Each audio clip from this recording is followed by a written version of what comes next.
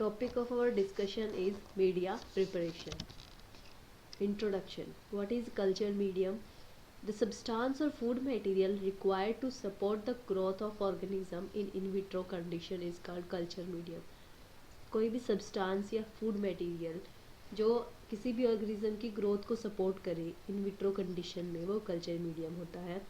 Tissue from different part of A plant. जो tissue है different part of plant से, उसकी अलग अलग रिक्वायरमेंट हो सकती है कल्चर मीडियम के लिए. No single medium is satisfactory. कोई भी एक सिंगल मीडियम सेटिस्फैक्ट्री नहीं है all type of plant tissue और ऑर्गन के लिए. अब हम बात करें टाइप ऑफ मीडिया की, तो on the basis of appearance के बेसिस पे जो मीडिया है वो 3 टाइप्स का है.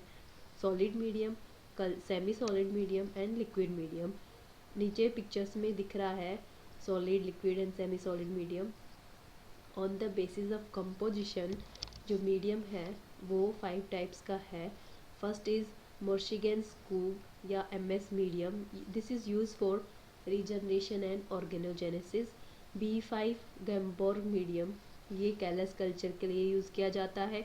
White's medium root and ovule culture के लिए यूज़ किया जाता है. N6 medium use for cereal anther culture. एमनीशियम medium is use for anther culture. Media constituents.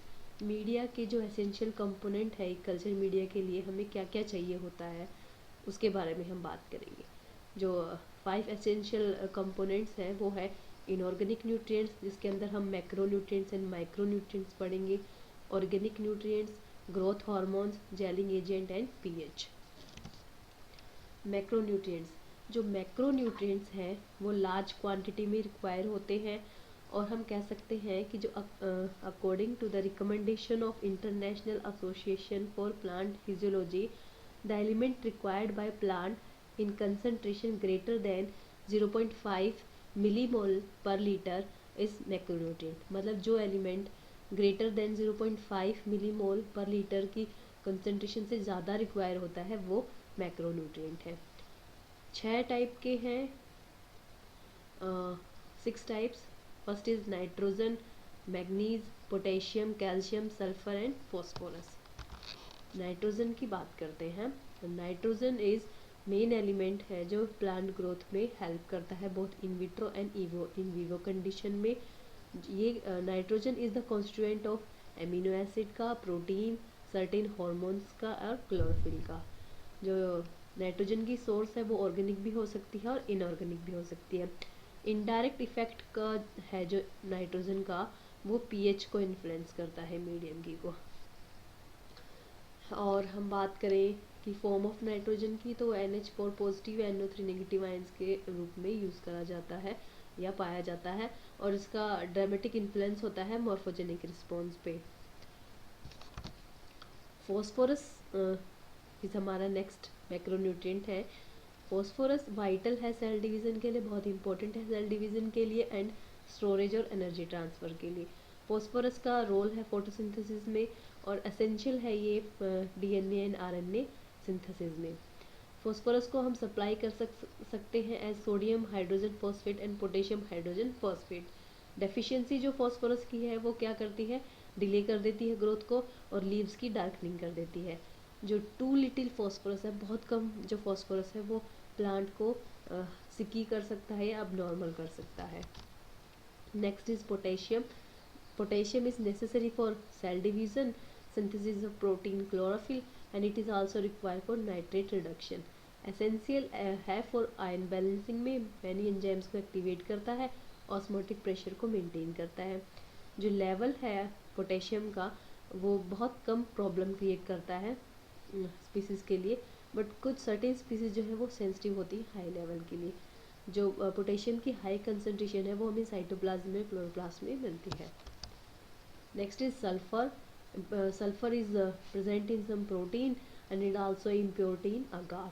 हम इसको सप्लाई करते हैं एज मैग्नीशियम सल्फेट या potassium sulphate.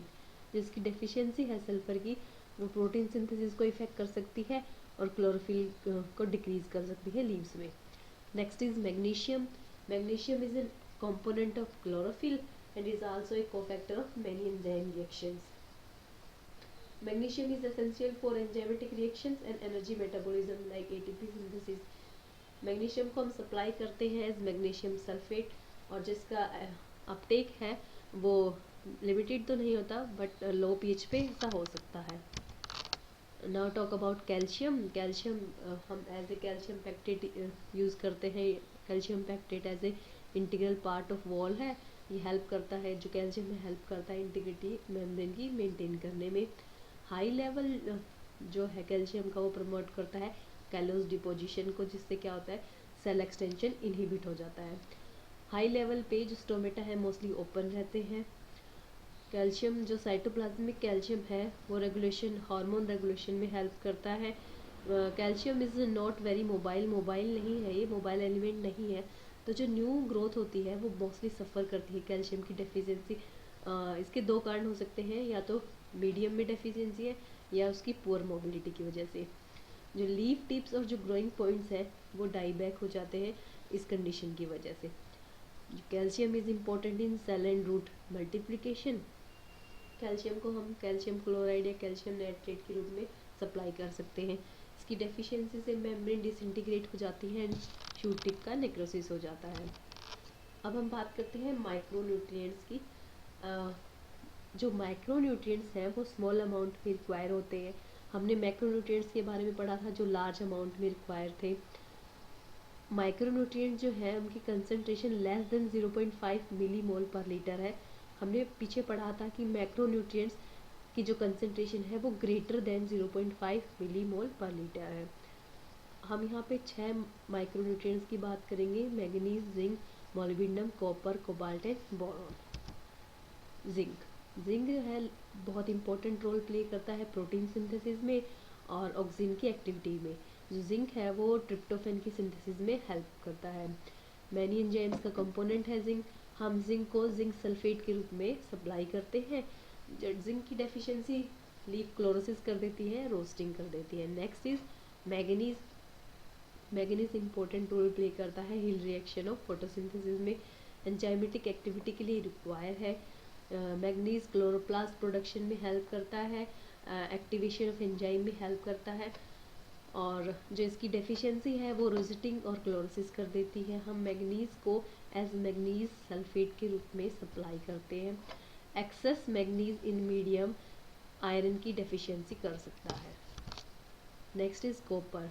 Copper important role play करता है फोटोसिंथेसिस में, कंपोनेंट ऑफ एंजाइम है, इंटरमीडिएट है इलेक्ट्रॉन ट्रांसपोर्ट चेन में बिटवीन फोटोसिस्टम 1 एंड 2। हम कॉपर को एज कॉपर सल्फेट सप्लाई कर सकते हैं मीडियम में। इसकी जो डेफिशिएंसी है वो फोटोसिंथेसिस को डिक्रीज कर देती है। Next is molybdenum. मोलिब्डेनम एक एसेंशियल एलिमेंट है नाइट्रेट टू अमोनियम कन्वर्जन में। ये नाइट्रेट मेटाबॉलिज्म में भी इन्वॉल्व होता है। नाइट्रोजन फिक्सेशन में एसेंशियल है मोलिब्डेनम। लेग्यूम्स के द्वारा जो नाइट्रोजन फिक्सेशन की जाती है उसमें मोलिब्डेनम हेल्प करता है। मोलिब्डेनम को हम एज सोडियम मोलिब्डेनेट सप्लाइड कर सकते हैं। Next is iron. Iron is also essential for chlorophyll synthesis. It's important for enzyme cofactor, और इसकी जो डेफिशिएंसी है वो प्लांट की ग्रोथ एंड डेवलपमेंट को इफेक्ट करती है। अब हम बात करते हैं बोरोन की। बोरोन को हम बोरिक एसिड के रूप में सप्लाई कर सकते हैं। इम्पोर्टेंट है ये शुगर ट्रांसपोर्ट में, सेल डिवीज़न में, एमिनो एसिड प्रोडक्शन में, और ये मैनी एंजाइमेटिक एक्टिविटीज़ में इन्वॉल्व है। जिसकी डेफिशिएंसी है वो शूट टिप नेक्रोसिस कर सकती है। Thank you.